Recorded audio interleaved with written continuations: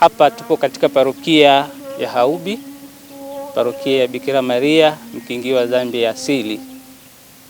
Basi historia ya kanisa katika parokia hii ilianza mwaka 1907.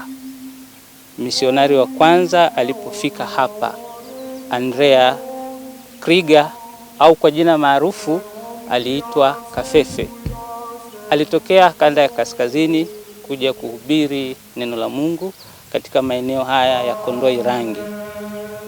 Basi aliendelea kufanya hivyo, lakini baadaye parokia hii ilipokelewa na wamisionari wa shirika la mateso ya Yesu, Passionist Fathers, kutokea Dodoma, na paroko wa kwanza alikuwa ni Padri Jerome aliyekaa miaka mitatu kuanzia mwaka 1936 mpaka 38.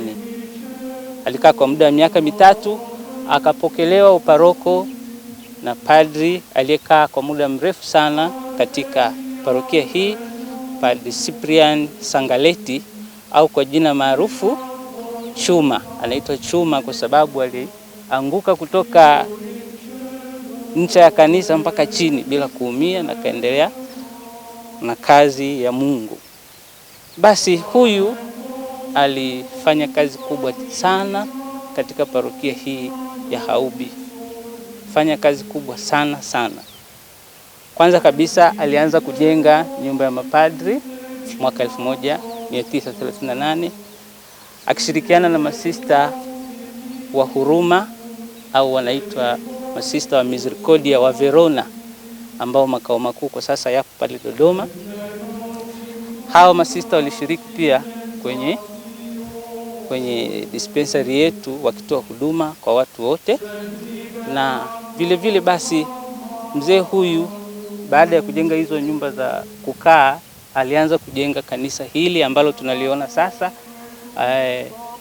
Limejengwa mwaka 1946.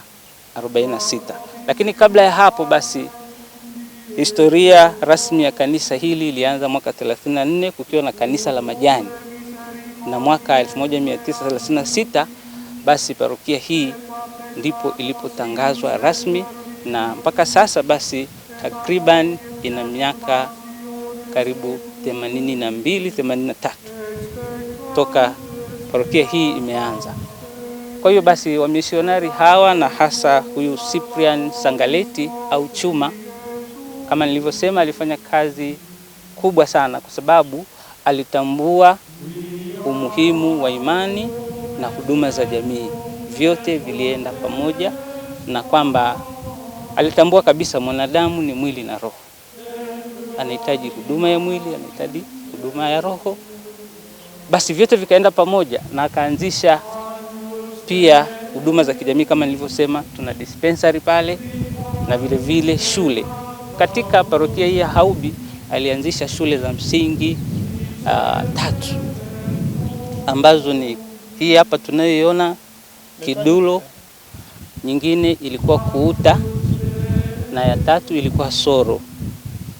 Hapa ndipo wasomi wa mwanzo wa Haubi walipoanza kupatikana, na basi wameonekana ni watu wengi, wako watu wengi muhimu katika taifa hili kwa sababu ya kazi walioifanya wa misionari hao. Kwa hiyo kuna watu maarufu ambao wanajulikana Tanzania hapa ambao wametokana na kazi nzuri ya misionari huyu mzee Chuma. Mmoja ni marehemu hayati Mwashamu Askofu Matiasi Isuja Joseph. Huyu ni tunda la mzee huyu Cyprian Sangaleti, alisoma Kidulo hapa. Agabiti Ndorobo, askofu wa Mahenge, naye pia alisoma katika shule hizi zilizoanzishwa na wamisionari. Kwa hiyo matunda haya yanaonekana wazi katika kanisa. Pia wamama wakuu wa shirika la Mtakatifu Jema 2 wametokea katika parokia hii. Na vile vile Mama mkuu wa shirika la Masista wa Misericordia sasa hivi anatoka katika parokia hii, naye ni tunda la wamisionari hawa wa Haudi, wa Passionist. Vile vile basi kuna watu wengine hata serikalini ambao ni watu wa muhimu sana. Kwa mfano jaji mstaafu Damian Lubuva aliyekuwa waziri wa sheria na katiba, aliyekuwa jaji mkuu na vile vile mwenyekiti wa tume ya uchaguzi kwa miaka 5, anatoka katika shule hizi ambazo zilianzishwa na wamisionari hao. Kanisa hili tukiangalia ni moja ya kanisa lenye haiba ya kupendeza kabisa kihistoria. Pengine mnalitambua vipi kwamba hili ni kanisa sasa la kihistoria na thamani yake? Kwa kweli tunalitambua kuwa kanisa la kihistoria kwanza kabisa kwa jinsi lilivyojengwa. Hati yake ni ya kipekee, ni hati ya Kirumi, na basi kama mlivyoona kule ndani lina sanctuary ya kupendeza. Basi sanctuary hii tulioiona mle ndani basi ilitengenezwa na padri anaitwa Padri Ricardo. Sasa hivi ni msaidizi wa shirika la Passionisti, yuko pale Viula, anaendelea na kazi, yupo mpaka leo. Kwa hiyo tunalithamini kanisa hili kwa historia yake, ni historia nzuri, na basi ni miongoni mwa makanisa machache Tanzania yenye muundo kama huu. Anima mea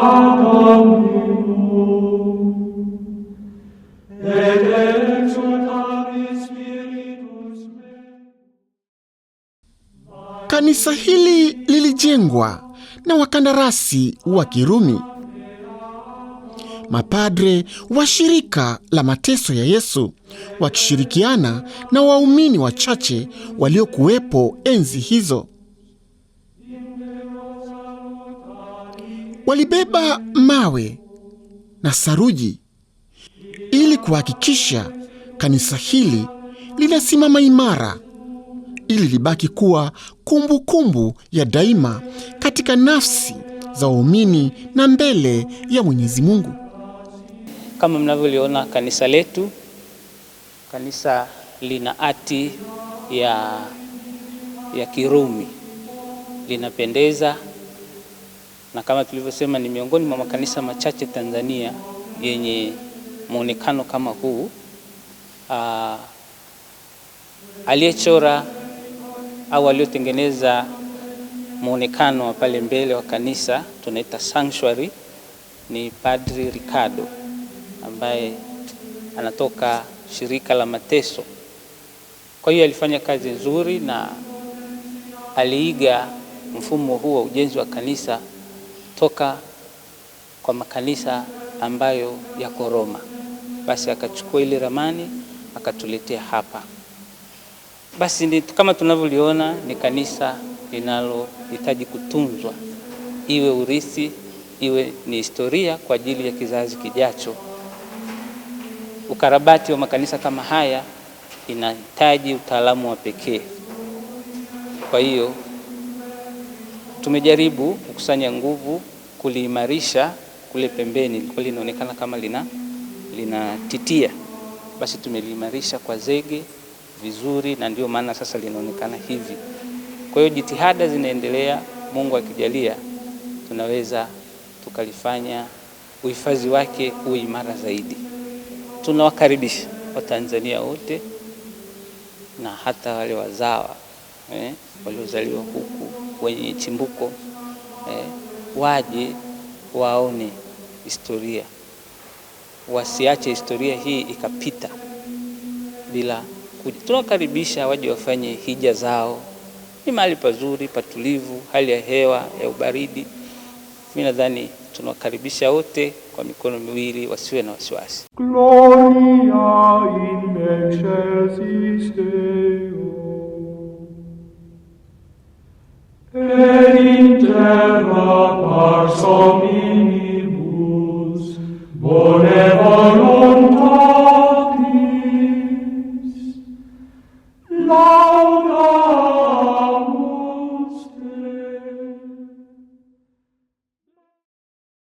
Ramani ya kanisa hili ilitoka Roma, Italy, na lilijengwa kufuatana na tamaduni za makanisa ya Kirumi.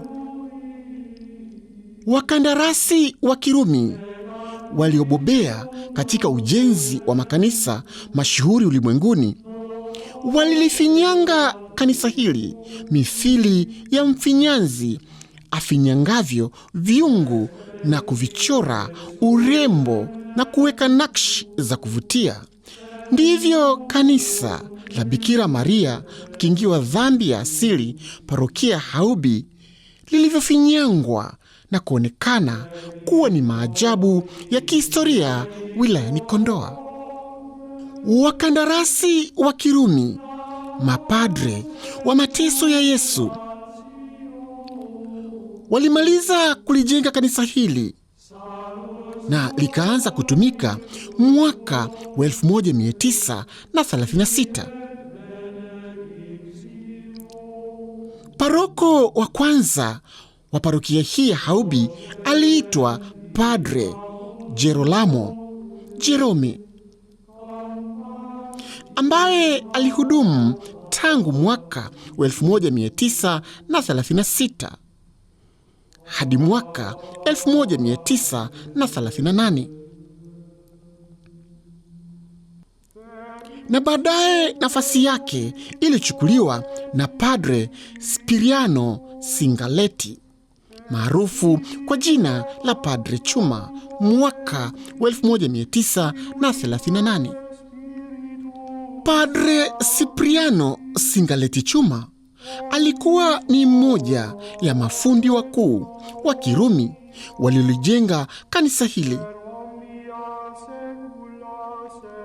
Padre Chuma katika zama zake alijipatia umaarufu mkubwa katika wilaya nzima ya Kondoa na mkoa wa Dodoma kwa ujumla, kutokana na ushupavu wake na uhodari wa kufanya kazi mbalimbali za kuhudumia jamii kiroho na kimwili katika vigango vya Haubi, Kinyasi, Salare, Itololo na sehemu mbalimbali za Kondoa.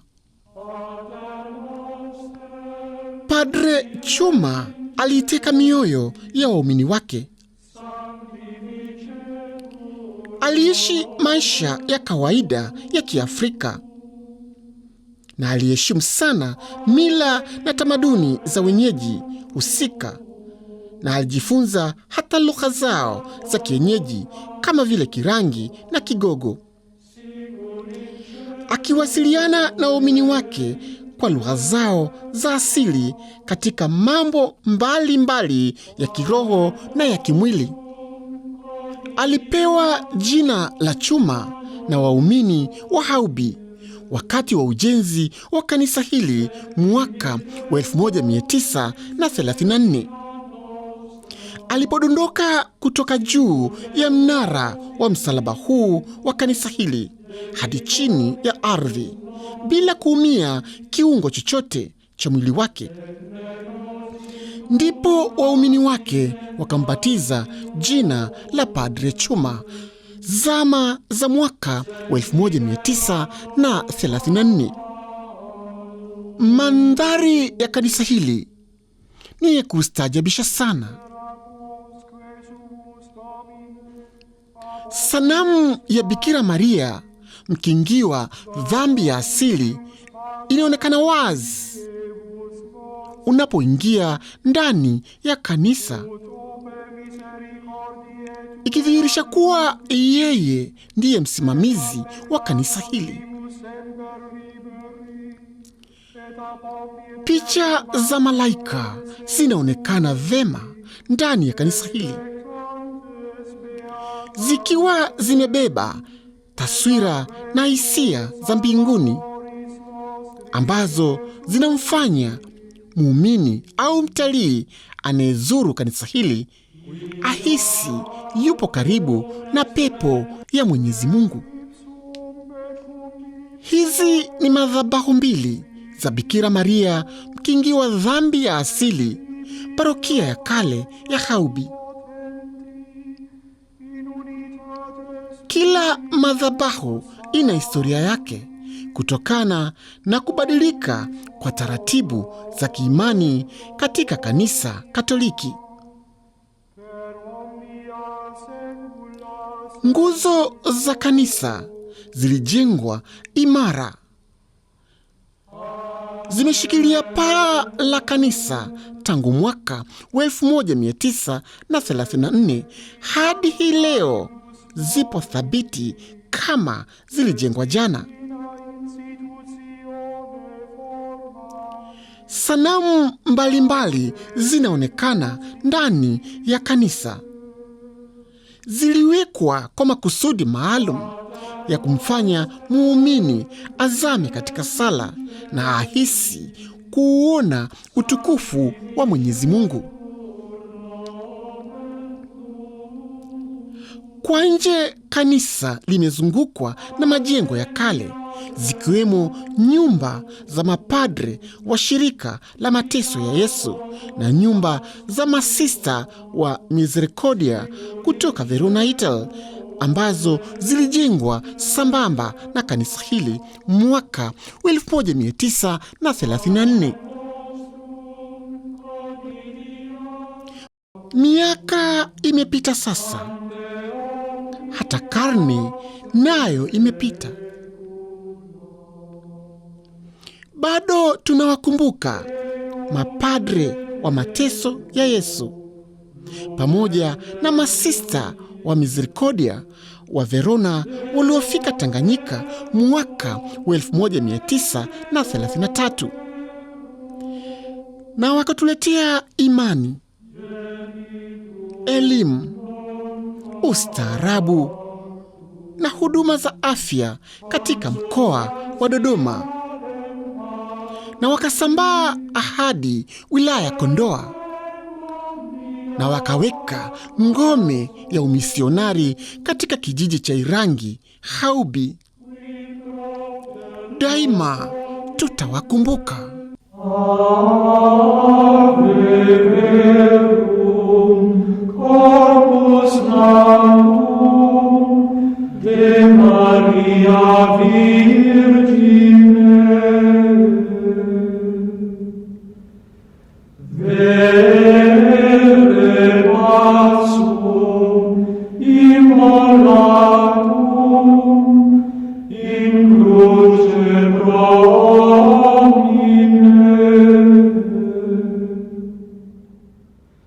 Glorious